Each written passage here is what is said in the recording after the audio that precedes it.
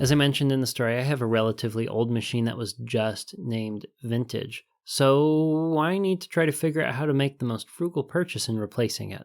Almost any machine is going to be an upgrade for me, but that's not going to prevent me from doing my due diligence and researching what kind of specs I need to select for this new laptop.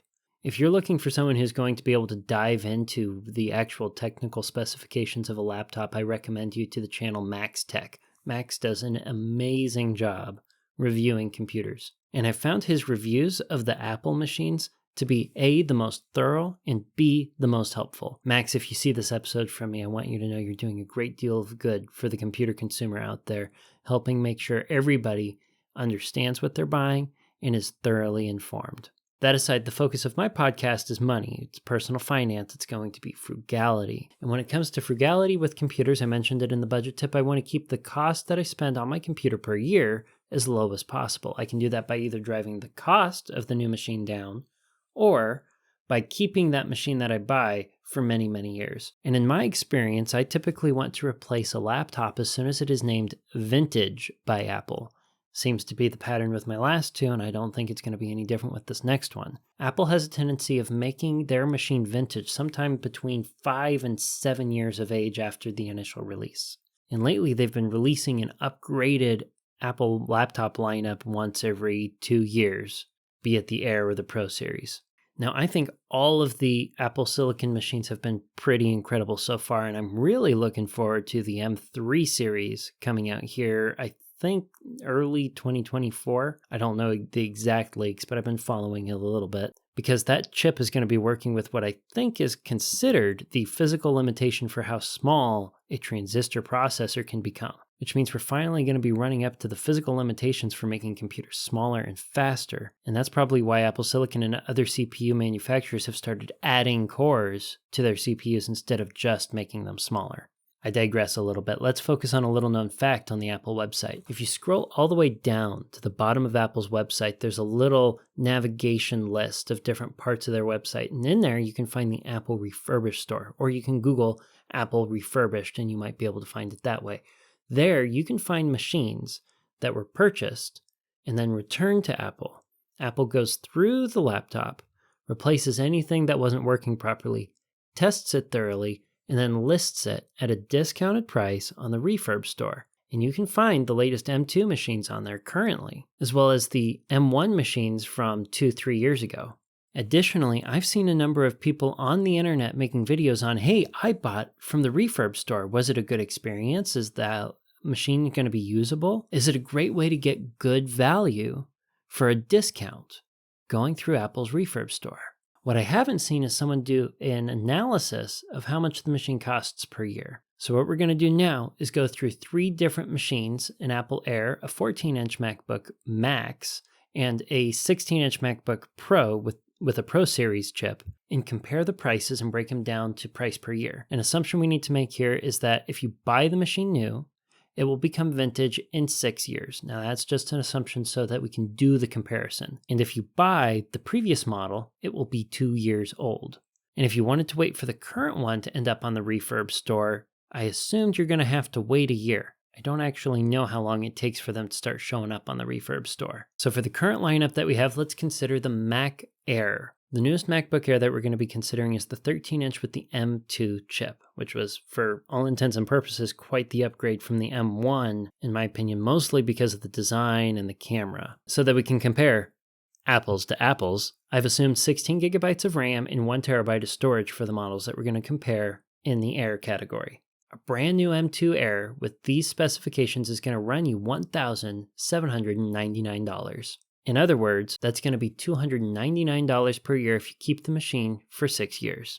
That exact same M2 Air from the Refurb store is going to cost you $1,549. And if we divide that number by 5, assuming it took us a year to find it on the store after the release, well, that's $310 per year, which is $11 per year more expensive than buying the M2 Air new upon release.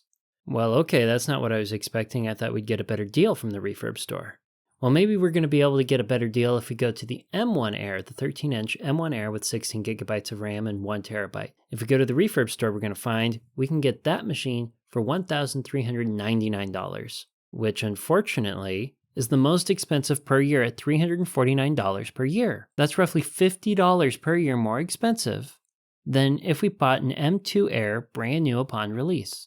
Now, in getting that price per year, I divided by 4 years because a machine's going to last 6 before it becomes vintage from its release date, right? But we had to wait 2 years for the new model to come out so that the current one would drop in price. And what we find is that's going to be the most expensive way to own a laptop per year. Well, that's not looking very good if you thought that we were going to be able to get a better discount here on the Refurb store. Maybe we'll get a different result with the 14-inch. Now, the 14-inch that I spec'd out here is an M2 Max, unbinned chip, fully loaded. Maybe not maximum RAM, but 64 gigabytes of RAM is an awful lot with 2 terabytes of storage. That's what I ran with. And that machine, brand new from the Apple Store, sticker price today would be $4,099. For 6 years, that means it's $683 per year. Well more than double what the brand new M2 Air would cost you per year. If you got the same machine off the Refurb store, it would cost you $3,479, which is $13 more expensive per year if you got this thing a year after the release. It's $696 per year if you run the machine for 5 years. And this trend continues with the M1 Max 14-inch MacBook Pro.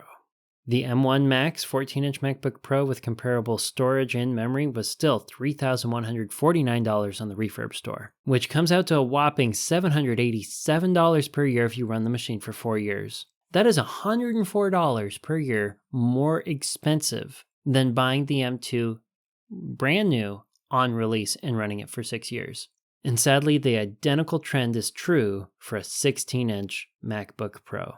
Going back to the lower spec of 16 gigabytes of RAM and a terabyte of storage, brand new, the 16-inch MacBook Pro is going to run us $2,699 sticker price, or $449 per year.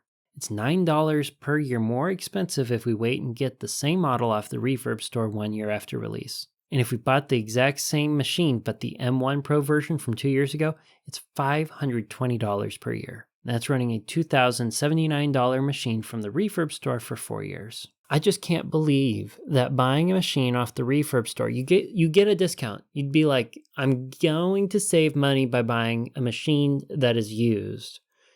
But because it takes so long to get to the price that's lower, and the machines become replaced so often, it's going to be more expensive per year to buy the machines that way in all the examples that I covered. I did a break-even analysis. You'd have to run one of these machines for, I think, 7 years from the Refurb store if you got the one that was 2 years old, or 9 years after the release. Meaning, if they make it vintage, 7 years after release, 6 to 7 years, you have to run it at vintage status for 2 to 3 years. Now, that's possible, but what if you end up with a machine that ends up having a manufacturing error, kind of like my 2011 MacBook Pro, where it was burning through the motherboards constantly, one a year, where you're going to end up replacing it beforehand and ultimately bumping up your cost for technology per year. Now, I recognize in the case where you just need to replace your laptop today, if you were looking at the brand new sticker price or the refurb one and you're not going to wait for another release, you're picking between the computers, you're probably going to be able to get the more frugal deal off the Refurb store.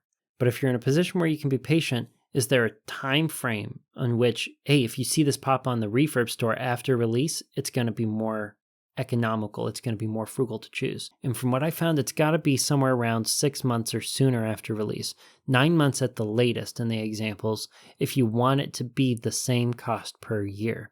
So buying off the Refurb store, if you want to wait for a new release to come out on the Refurb store, you're going to be better off buying that new release up front and getting the extra 6+ months of use before it shows up on the Refurb store. This blew my mind because I was dead set on getting a good deal from the Refurb store when I was going to replace my MacBook here. I was pretty sure I was going to be able to find a frugal deal and I was going to be able to share with you, hey, don't buy a new computer from Apple unless you know this secret sort of thing. But that's not what I found. I found that you're going to be better off buying on the new release, the brand new machine, as early as you can, which means I better start saving up for when that M3 comes out so I can get it the first week it's out. Well, these results not only blew my mind, but they changed my mind. And if you learned something today, I'd like to invite you to follow, subscribe, like, and share this podcast so that we can continue to grow and share good information, good hope-filled financial futures with the world. Until next week, until next Tuesday, budget bravely and enjoy your hope-filled financial future.